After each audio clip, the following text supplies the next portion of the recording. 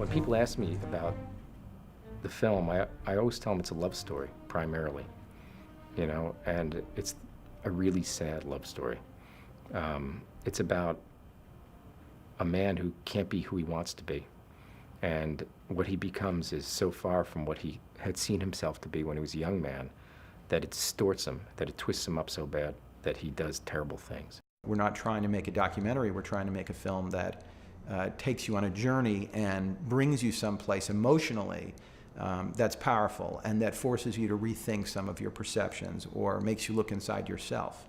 I feel like this is a kind of an important film because I feel like the film's not sort of portraying David as a bad guy from the beginning. It's sort of trying to, it's not justifying in any way what he does, but helping people to understand why a woman might stay. The story is about, you know, a young couple who meet in the early 70s and fall in love, and she's from a kind of poorer working class family in Long Island, and he's obviously from a very wealthy real estate family in New York, and it's about their relationship, falling in love, her trying to kind of find a life on her own terms, that not really fitting in with his life. I was still working in the city, so that kept me busy. Is there anything you would like to add?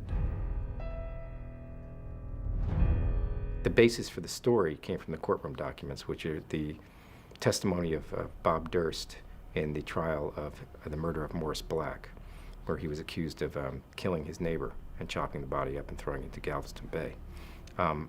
In that testimony, he was allowed to tell his life story, and he tells basically from the time he was in school and all his sort of quirks all the way through his wife and through his relationship with Susan Berman, his best friend, who's also in the movie, and finally to what happened with Morris. And that was a great source for us. But we also check it out. I mean, obviously, that's only one source, so we triangulate everything that's in the movie with 3 or 4 people who are involved in the same situation with him.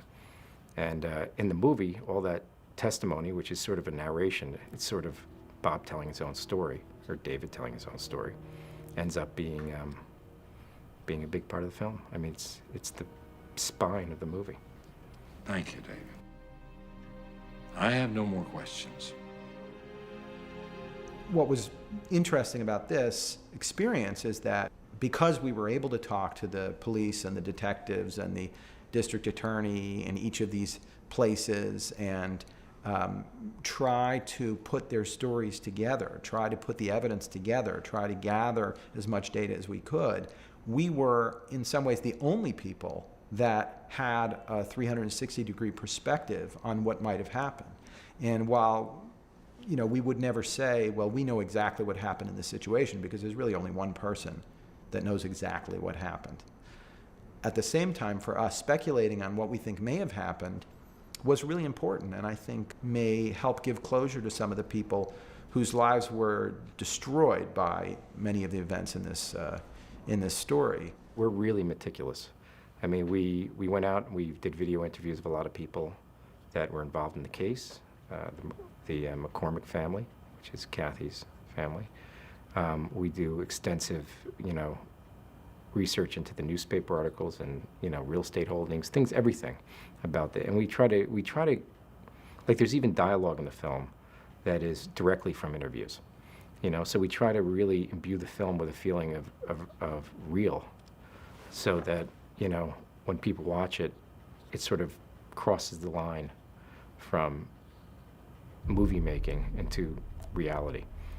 So I think we do a tremendous amount of research. I mean, we spent 2.5 years researching the film. There was this moment where we realized we knew more about the case after about 6 months than anyone else.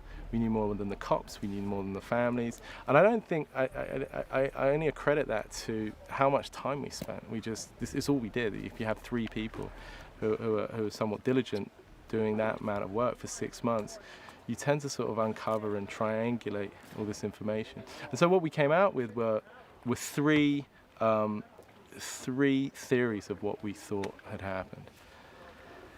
And we argued about them for a long time, and we whittled it down to the story that is now the film. And And I think, to the best of our knowledge, it's the most accurate.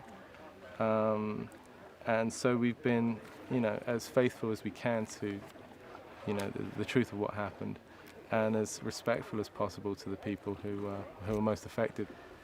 Because we had access to Kirsten's real-life character's family, who live in New Jersey now, and were very interested in the film and wanted to help in whatever way they can, we set up times for her to meet them. And I drove her out to New Jersey, and they set up a dinner for us and in their house. And they have a daughter who miraculously resembles the original Kathy Durst. I mean, it's extraordinary, the resemblance. If you see a photograph of her, you think it's a photograph of the real Kathy Durst. And they said, well, we'd like to invite our daughter Elizabeth. And I said, I think that's a great idea. And during that night, Kirsten and Elizabeth sat together for a long time. And Kirsten learned so much about the character, I think, from meeting this girl. It was a bit of a burden to the girl because her whole life she's resembled this girl who became sort of famous in this strange way. And so people have always said that to her. But she was very generous, and Kirsten getting to spend time with a girl who was the niece, but the sort of identical twin of the character that she was playing is something you don't usually get. I mean, I just love the complexity of the script. I love the story. I love the genre. It was only after I'd read it that I started to kind of find out a lot about the true story of the Dursts, and got involved in the research and saw a lot of the research and saw the research tape that Andrew had put together over the years. But it really wasn't. I mean, it kind of has to, I believe, something has to live, on its own. A book has to live, on its own as an adaptation. And this was no different for me. This piece lived on its own as a piece of kind of fiction. Working with Andrew and Mark, Mark had produced Caption of Freedman's with Andrew, and Andrew had obviously directed Caption of Freedman's. They're extraordinarily attentive to detail. Like, everything has to be verified. There was nothing that I could write that they wouldn't want to sort of cross-check and cross-check again. And it was a very collaborative process. We worked on, as I said, the 6 months of research that we did together, traveling around, and then And then I was actually sent off to just sort of hammer out a first draft. I went upstate New York, actually, to Andrew's house. And then from there, it was like very long. It was very, very long. It's 200-something pages, but it's this blueprint for the movie. And then we just started chiseling away at that. But as that went on, we continued to find new information. This was a big problem, actually, and quite a frustrating process, because we would find new information, and I would have just written like the 20 pages that I was very proud of, or Mark would have turned in some pages that he thought were great, and then suddenly something had come out to disprove what we were, and so we sort of we kept going back to the drawing board and sort of piecing it together. So it's a very different experience. It certainly wasn't a sort of like a typical gun for hire experience of being, getting 3 months to write a first draft and getting notes back, and then it was a year and a half of very intense work to sort of come out with a product that we were all not only proud of and thought that dramatically it worked, but it was honest. In his testimony, Bob talks a lot about how he didn't fit in, and how he used to talk to himself when he was young, and how his childhood was formative in how he became. And I guess some of the most interesting stuff is, the stuff he talks about with Morris, because they go into that fairly deeply, that this guy who had everything, who had all the money in the world, was living in a $300 a month rooming house, and his best friend was a drifter that nobody had, no connection, had no money. That relationship was really interesting. It was sort of a romance in a way, because Bob eventually, they were almost going to live together. I don't think there was any real relationship there that was beyond friendship, but they really, He was almost like he exiled himself to a place, and he had one friend left in the world, and that was Morris Black. And I thought that was really interesting about it. And the fact that he dressed up like a woman, because he thought, not because he was a transvestite or a transsexual or he had aspirations to be that. He dressed up like a woman because he thought that was the farthest thing from being Bob Durst he could be.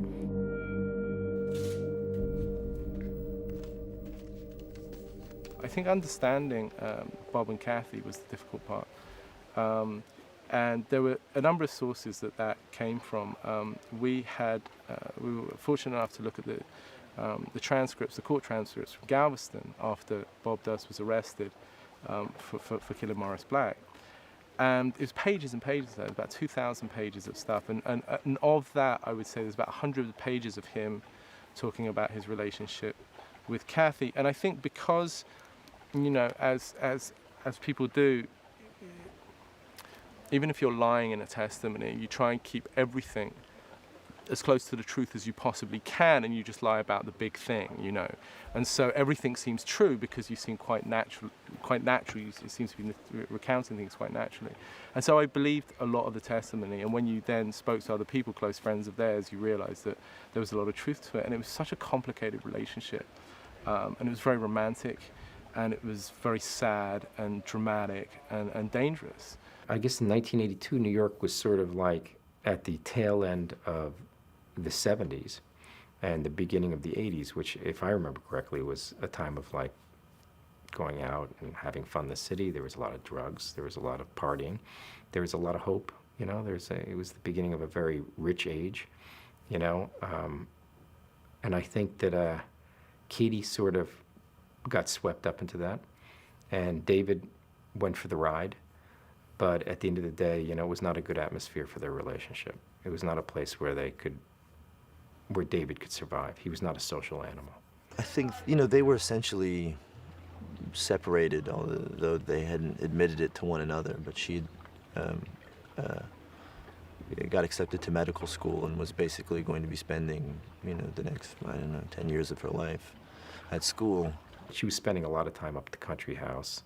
They really had fallen apart, and the relationship was really strained. She was in the process of trying to get a divorce, and it was just 2 months before she was to graduate medical school when she had gone to see a lawyer to get a divorce, so she disappeared. No one ever saw her again.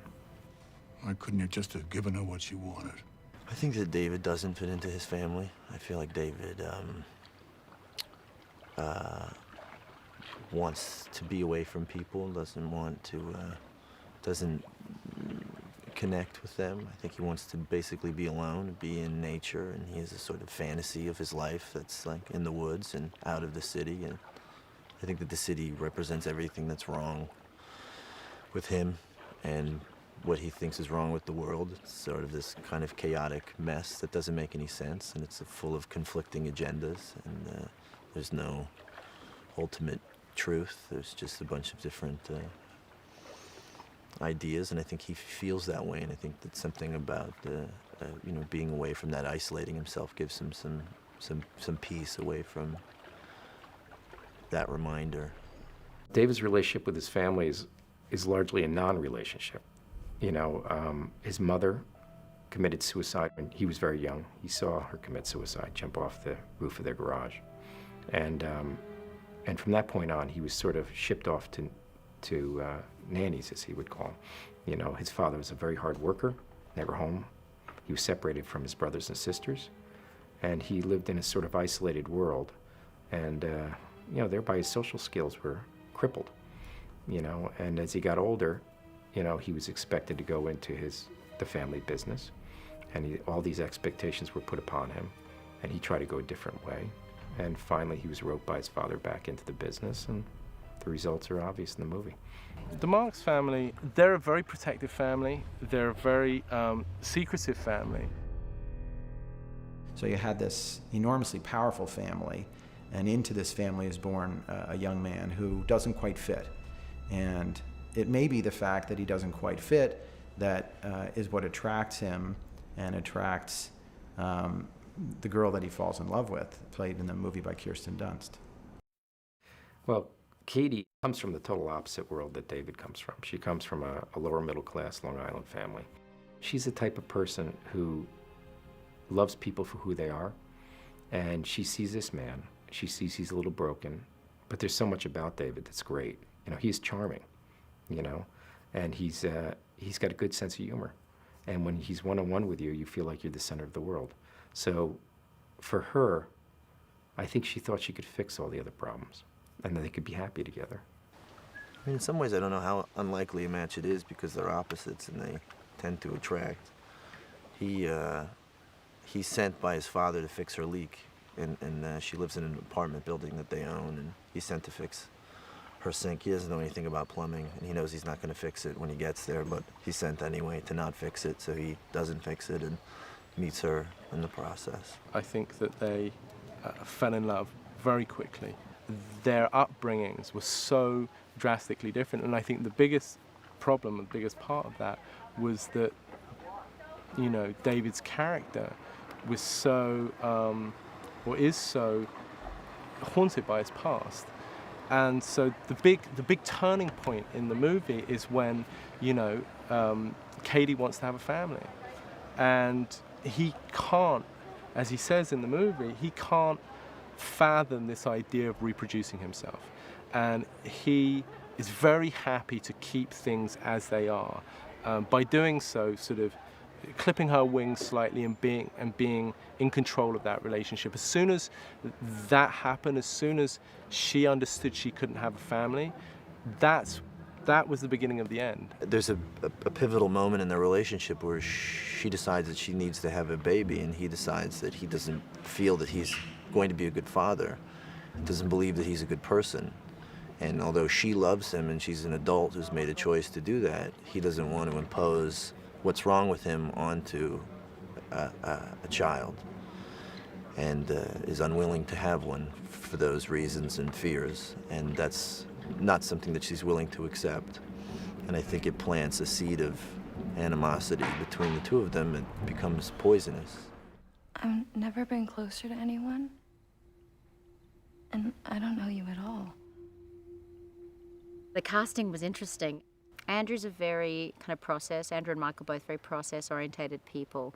And so, you know, we all went through a long list of people. We watched kind of countless movies. He met countless people for every role. Many, many conversations were had. Although Kirsten was probably the first piece of the puzzle, and she was the earliest attachment to the movie. When I heard first about Kirsten, because she came on board first, and then about Ryan,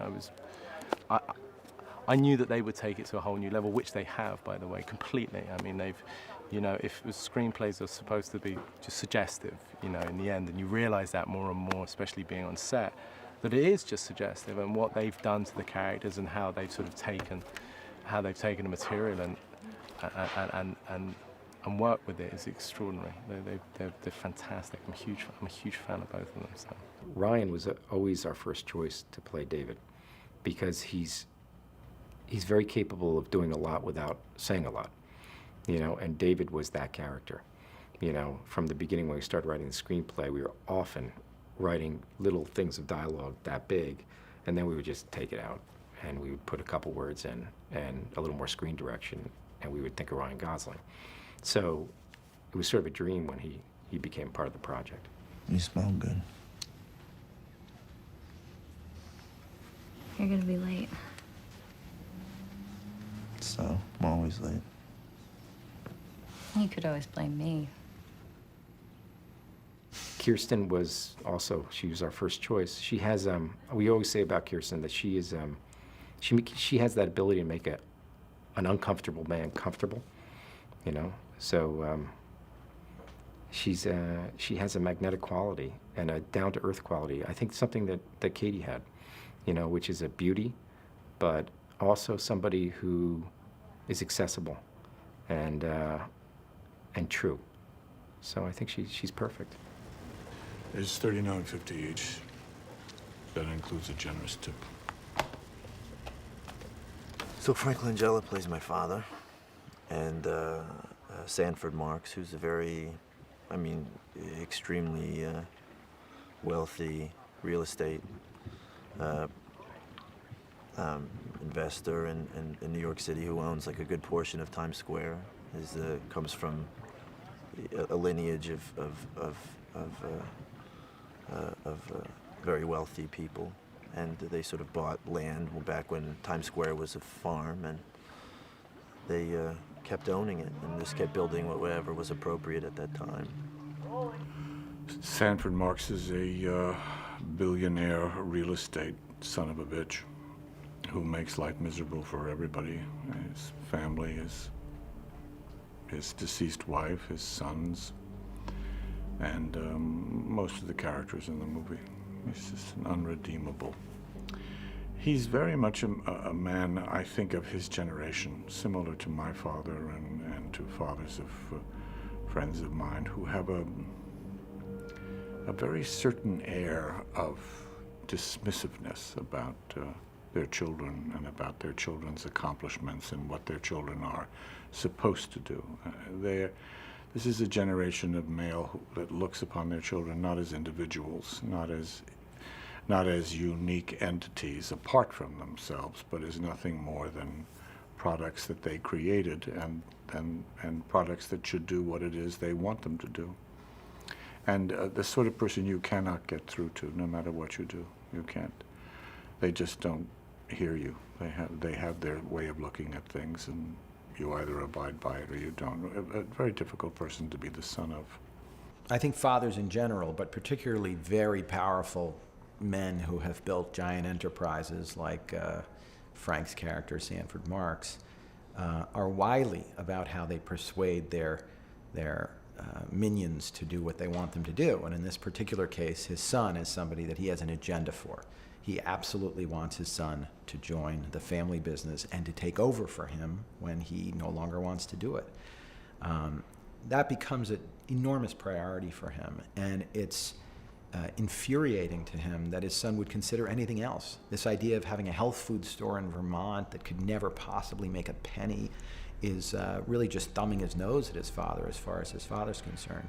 Well, Frank he's a big presence, and Sanford's a big presence. You know, Frank can do so much with so little.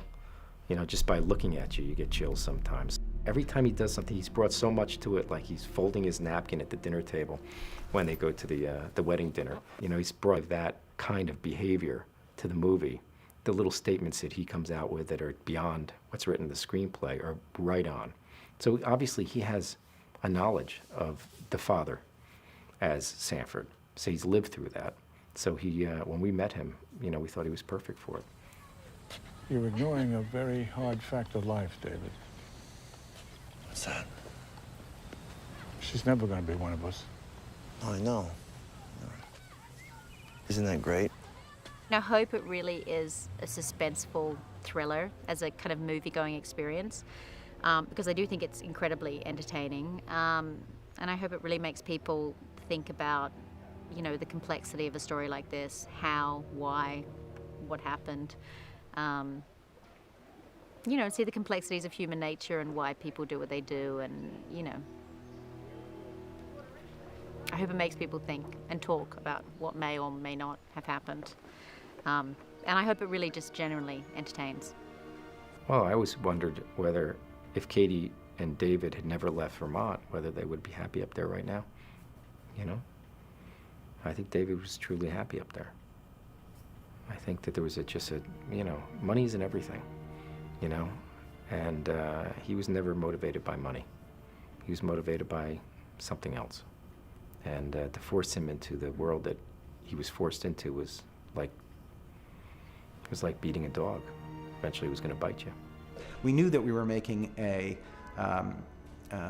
narrative film that was designed to be emotionally engaging and thrilling and as exciting as the experience we had in looking into the original story and discovering all of the secrets in this story, of which there are very many.